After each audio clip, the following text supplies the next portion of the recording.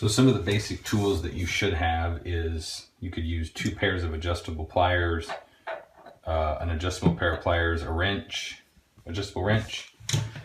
I have a set of tools here that are specifically made for installing and deinstalling angle stops. Depending on the type of stop you have, it may or may not work to take the old one off if the hose is one of those that's intrinsic or made on. You need an angle stop. I like the quarter turn stop. This one right here is made by Brasscraft. It's this model number here. It's a solid brass one. There's no plastic pieces, or at least less plastic pieces. So this is a really good stop, and it has that, you know, quarter turn ball valve instead of one like this that turns, right? So what we're dealing with today is copper. You'll also need a new supply line. I really recommend the metal nut for a toilet versus the plastic nut, which is a very common leak location, very common to flood houses.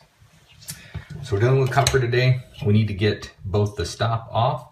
This is a compression style. We also need to get the nut off of the copper. So I'll be showing you how I do that. The very first thing you want to do, put a bucket underneath this. You want to make sure the water is off to the house.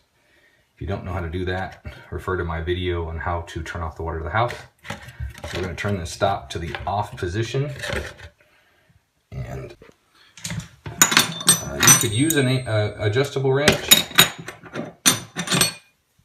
I have a 5/8 open end, and that fits right onto a 3/8 compression style fitting.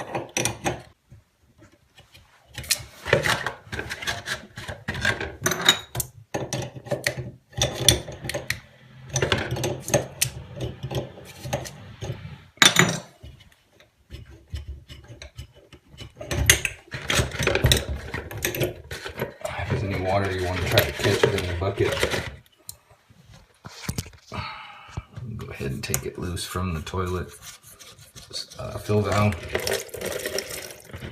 And as you can see, the bucket caught the water. Now we want to open the valve up. I have a faucet. I'm on the 2nd floor, so I have a faucet open down below, and you just heard the water get sucked out and go down. So what we need to do is we need to take this nut loose while holding this. Now this tool that I have is pretty nifty, and then it threads on to the compression end. Lets me hold the valve, while this tool is a ratcheting in.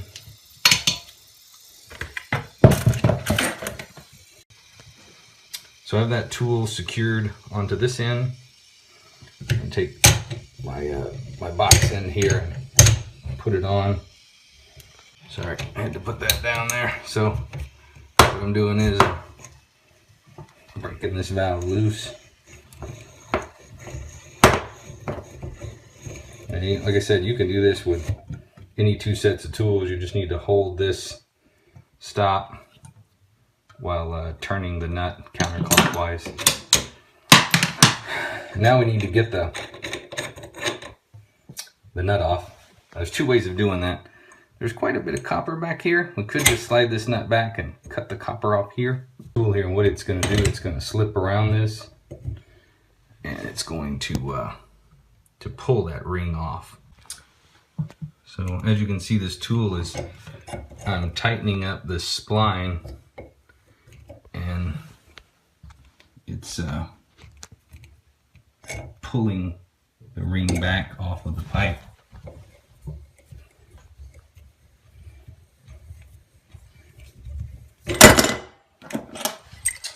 You can see the ring and the nut came off, and the pipe is left. Now what we need to do is we need to cut just a little bit of copper off to get a fresh bite where the ring was not sitting. I have a tubing cutter. As you can see, I'm just going to take off just a little bit, maybe 1/4 inch of copper. So there you can see it's just a small piece I cut off the end. It's always a good idea to deburr the inside. You could also do that with a knife. You don't have to have a deburring tool. Okay, so let's put the stop back on. So you can take the nut off of this end because the supply line has a nut. On this end, what I like to do is I like to take off the nut. Though this is not necessary. You do not need pipe thread or dope or anything to seal, because the seal is actually made by the ring. And if it doesn't seal, you did something wrong. But I like to put some of this on the thread just because it makes it a little easier to tighten up, because otherwise the friction, it gets pretty hard. So I'm just going to apply a little bit of this waterproof grease onto these threads.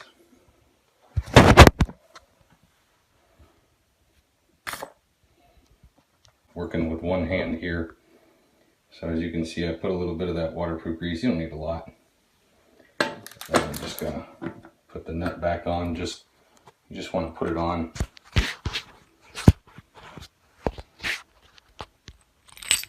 maybe just a turn or two. You want to leave that pretty loose, and then turn it to where it's you know, all the way in, so you can slip it on. Now once again, I'm going to use the tool that I have. So I have my tool. I'm going to push it on, and it should, that ring's out of the way, it should just slip on. On my hand, tighten it up. Go ahead and point it towards the toilet. It's a good idea. If you're doing faucets, probably turn it straight up. And I'm going to tighten this up. And you want to get it pretty tight, because the ring is just compressed on there, and that's all that holds it from blowing off. So get it pretty tight. You can see from the side the threads. I'll show you where the threads are in a minute. So I'm actually holding the stop in place, and I'm tightening the nut. You want the stop to stay in the location that you want it pointing. Like I said, you can use, you know, adjustable wrench, adjustable pliers, and do this. I just have this tool. So as you can see there, almost all the threads have disappeared. That was very snug. So I'm going to take this loose now. Supply line.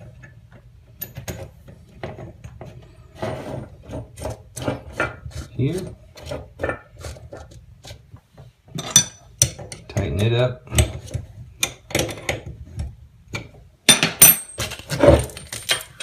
It doesn't matter if it has like a curve to it, and hook it up to the fill valve of the toilet. Tighten that up. And when you get through, make sure your stop is off when you go to turn the water back onto the house. And this is where you want to check, is here and here, to make sure there's no leaks. Well, that's it. You've put a stop on. Remember, if you can't do it yourself, give us a call.